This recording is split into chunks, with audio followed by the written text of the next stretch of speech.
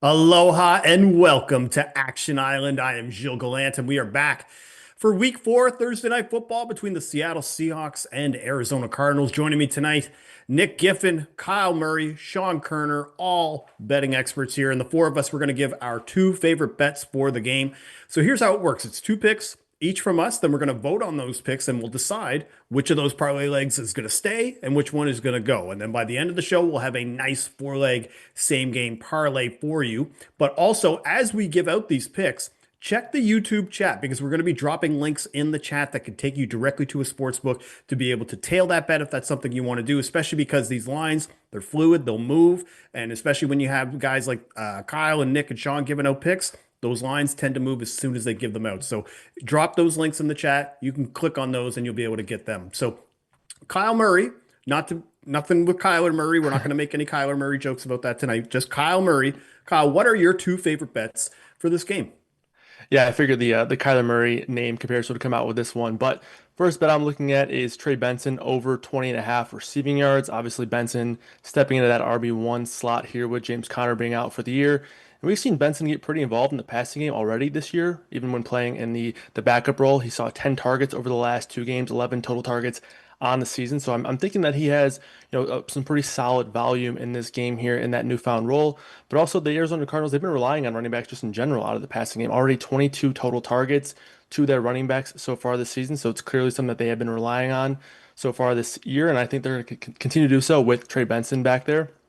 And Mhm. it's also a good matchup here for against Seattle, who has allowed Yeah. so far this season the most targets and receiving yards per game to opposing running backs. They did have to face Christian McCaffrey, so that's going to skew those numbers a bit. But Jalen Warren also had a good game against them through the air in week two. So liking Benson over 20 and a half receiving yards tonight.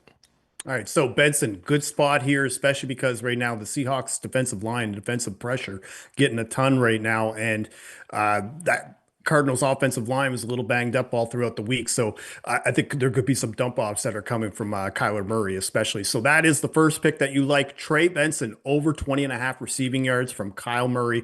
Now, Kyle, what is your second bet for Thursday Night Football? Yeah, looking to another young gun here in this game. Torrey Horton over 25 plus receiving yards. Been a good spot here for Horton in terms of his production over the last 2 weeks. He's sort of had a mini breakout with three touchdowns, including a special teams touchdown over the last two games. I think he's earning more of a role in this Seattle offense. He's played 26 plus snaps in each game as well, but over the last 2 weeks, four plus targets in back-to-back games resulted in 32 yards in each game. So pretty consistent, impressive number to produce the same amount of yards in back-to-back games. But we have him projected for right around 30 receiving yards tonight in our model at RotoGrinder. So liking the value on 20 plus receiving yards tonight for Horton. Yeah, it's nice to see a rookie wide receiver step up and not see, like with all the last year we were so spoiled with rookie wide receivers. So it's nice to see like one actually pan out here in this spot. So, all right. So, guys, we got to take a vote. Sean, Nick, are we going to vote for Trey Benson over 20 and a half receiving yards or Torrey Horton for 25 plus receiving yards? Let's take a vote.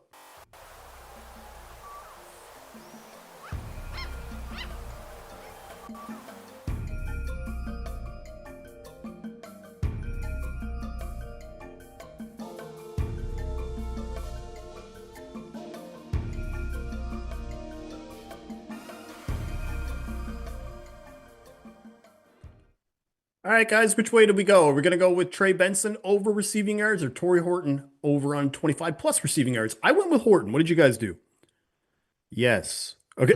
All right. All right. I say another Horton. Nick, I think you like both of them probably. So that's the Yeah. one reason. So either way, Kerner and I, we both voted for Horton. Nick likes both of the bets anyway. So that is going to be the first leg of the same game parlay. Torrey Horton, 25 plus receiving yards. All right. Kerner, it is your go. You got two picks for this game. What do you like? Yeah, so first up, let's go with Cooper Kupp under 42 and a half receiving yards. And this Seahawks offense has just been way different this year under new offensive coordinator Clint Kubiak and new quarterback Sam Darnold. It's much more run heavy. They have the third lowest pass rate over expected. And when they do occasionally drop back to pass, it usually goes to Jackson Smith Najigba, who is commanding a massive 42% target rate, 60% air yard share. So while Cooper Kupp is the clear number two target in this offense, it's just tough for him to find any consistency being so run heavy and JSN commanding so many targets. Plus, I'm high on Torrey Horton as well. I love Kyle's bet. I think he's going to get more involved as the season goes at the expense of, Cooper Kupp somewhat. And they have two fullbacks on the roster. One of them, Robbie Oots, was the starting fullback. He's on IR, so I think they might use a little less heavy personnel with him, maybe a little bit more three wide receiver sets with Horton. So that's going to be one more, potential target competition for Cooper Kupp. So I think it's going to be tougher for him to clear this number on a consistent basis. I haven't projected closer to 37 and a half receiving yards here. So like the under there. And then for the other leg, let's go with an over here. Greg Dortch, over 15 and a half receiving yards. Zay Jones he's been ruled out with a concussion for this game. So we should see Michael Wilson and Greg Dortch both benefit.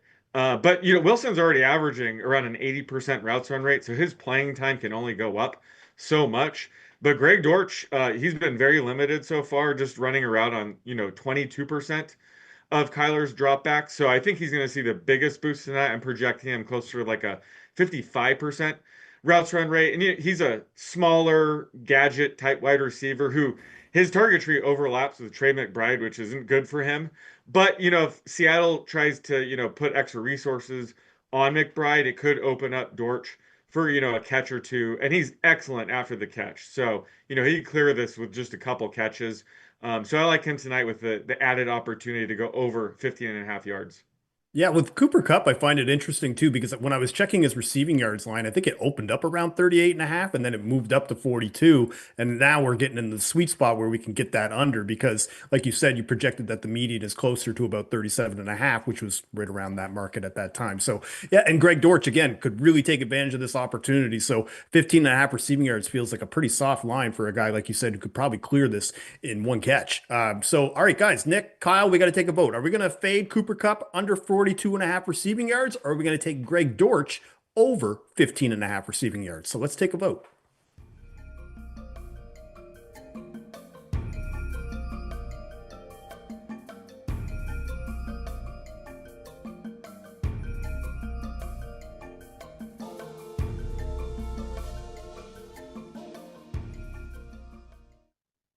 All right, guys, are we going to take the under on Cooper Kupp or the over on Greg Dortch? I went with Greg Dortch.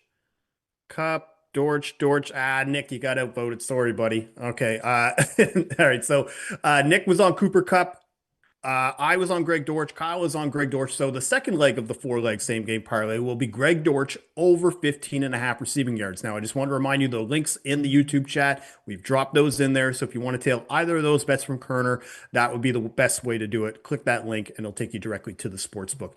All right, Nick, you are next up. But before we get to you, dude, first up, if you want access to all of Action's Pro projections, make sure to sign up for an annual subscription to Action Pro. Access includes exclusive player prop picks from Sean Koerner and other members of the Action Analytics team, along with their anytime touchdown projections. You also get access to our best spreads, money lines, and totals bets, along with real ticket and money percentages. To sign up, visit actionnetwork.com/pro today and use code ISLAND20 at sign up. One more time, that's ISLAND20 at sign up for $20 off. All right, now let's talk with Nick Giffen, the creator of the luck rankings. Nick, we've had luck rankings on the island here for the last few games. Are we going with a luck rankings player? Or are we going to be sticking with player props? Yeah, well, the luck rankings also part of Action Pro, so definitely get Action Pro for the luck rankings as well. But this is not a luck rankings game, so I got two player props. I'm going to start with a guy I took for a touchdown in week one, Zach Charbonnet, but I'm going to go under 42 and a half rushing yards. He's, dealing with a foot injury, still questionable for tonight. I haven't seen any updates on him as far as if he's a go, but even if he is, he could be a little bit limited. And Seattle, they really insist on running zone concept runs with Charbonnet. He has 21 zone concept runs and just 5 man or gap concept runs. And he's been completely ineffective on zone concepts, not just this year, but last year as well. This year, just 1.62 yards per carry, only a 38% success rate on those 21 attempts. And last year, he was 3.4 yards per carry worse on zone concept runs compared to man or gap concept runs, and Arizona's defense has been shutting down runs, zone concept runs this year. 3.04 yards per carry against that. And Seattle's offensive line, they just stink. They're 21st in yards before contact on runs, and Arizona's defense has been above average in terms of preventing, yards before contact on runs, ranking 11th in the NFL. So I think this is a tough matchup for Charbonnet, given the way Seattle likes to use him schematically. Arizona plays defensively against, zone concepts, and just the fact that he's a little bit banged up. Yeah, well, I think really I feel like all of it makes sense. When I heard Seattle's O-line stinks, I was like, okay, he's got me. Like he knows me, he understands me. So this is kind of where I'm looking at here. So Zach Charbonnet under 42.5 rushing yards is Nick's first prop that he likes for this game. What's the second one? Yeah, well, if we're going to go with a Charbonnet under, may as well go with a Kenneth Walker over. I'm going to take over 9.5 receiving yards. With Charbonnet potentially being limited, and even if he's not, we're still projecting more than 2 receptions for Kenneth Walker. So we have him favored to go over like a 1.5 line pretty heavily. So instead of the over 1.5 receptions, because it's kind of juiced, I like the receiving yards line here because Arizona, they allow 7.6 yards per reception to running backs this year. They allowed 8.1 last year, same defensive scheme. And that would put him well clear of 9.5 if he gets 2 catches a good chunk of the time. And he could even get there on just 1 reception. Arizona's allowed the 3rd most targets and the 5th most yards to running backs this year in the air, which is after allowing the 7th most yards to running backs last year through the air. And that's because they play a lot of 2-high zone, right? So you got 1 less guy in the box, you got zone coverage. So instead of man marking the guy out of the route, find him in space and let him go. So that's why they tend to allow some volume to running backs. And Seattle this year, they played 53 second half snaps with the lead compared to just 15 while trailing. So in this 1.5 point spread game, there's just as good of a chance as they've had all year to have a potentially negative second half game script, which could lead to an extra, target or 2 as well.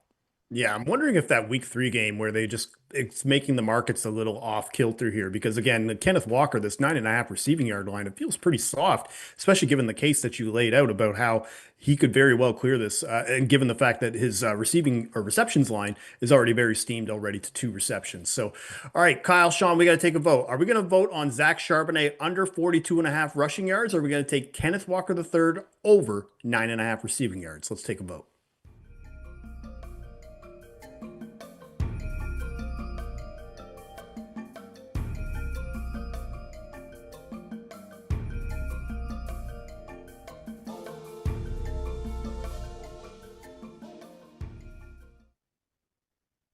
All right, guys, did we vote for Kenneth Walker or are we going to fade Charbonnet? I took Kenneth Walker. Looks like a clean sweep. Kenneth Walker over 9.5 receiving yards. So that's the 3rd leg of the same game parlay. We're pairing that with Koerner's pick, Greg Dortch, over 15.5 receiving yards, and Kyle's pick of Torrey Horton, 25 plus receiving yards. Now, I've got a couple touchdown bets that I like for this game, but before we round out the parlay, Action Playbook. You've got to check this out on X and Twitter. It's a great new feature here at Action Network. If you see a bet from any of your favorite action experts or anyone on gambling Twitter, you can now tag Playbook under the post, and our AI bot will build you a bet slip at the sportsbook of your choice. And then you don't have to try and find, what menu the bet is under or all the different parlay legs. It just makes it nice and seamless and easy for you. So use Playbook and build your bets the easy way. All right, guys, 2 touchdown bets for this game. Let's start on the Cardinals side. I'm going to go with Kyler Murray. No, plus 320, not Kyle Murray, Kyler Murray, plus 320. Look, 20 carries over 3 games, 2 carries inside the 10-yard line in week 3. He was 4th amongst all quarterbacks in total scrambles and 2nd in yards per scramble. And like a lot of quarterbacks, but especially for Kyler, his scramble rate sees a huge jump when he sees pressure. And the Seahawks, after 3 games, 4th in pressure rate per dropback so far this year. So with no James Conner getting the majority of carries in the red zone, I think this should be the week that Kyler can score an anytime touchdown. And I'm going to continue to live like it's 2021, and I'm going to take Cooper Kupp as my other touchdown bet. I was joking pre-show that if you went back to 2021 and you tried to parlay both Cooper Kupp and Kyler Murray, and for example, in a Rams-Cardinals matchup, it probably wouldn't even equal over plus 300.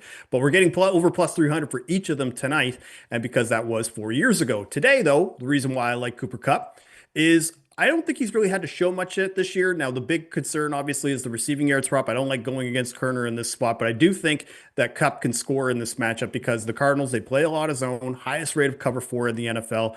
And he did pretty well versus cover four last year with the Rams. They hadn't seen a lot of snaps against cover four through 3 games. He's playing the most snaps of any Seahawks wide receiver this year. He's run the second most routes. So I just think this is the time where you want to get Cooper Kupp, especially in a game where it might be a little bit closer and similar to what we saw in week 2, where it was more of a neutral or tied game script, and he saw way more higher target rates. So those are my 2 picks. I'm going to go with Kyler Murray anytime touchdown and Cooper Kupp anytime touchdown. So guys, we got to take a vote to round out this parlay.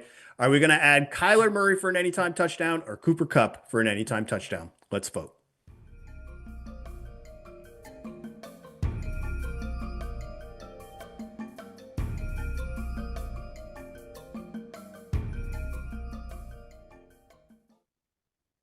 All right, guys, how are we going to wrap this up? Are we taking Kyler for an anytime touchdown?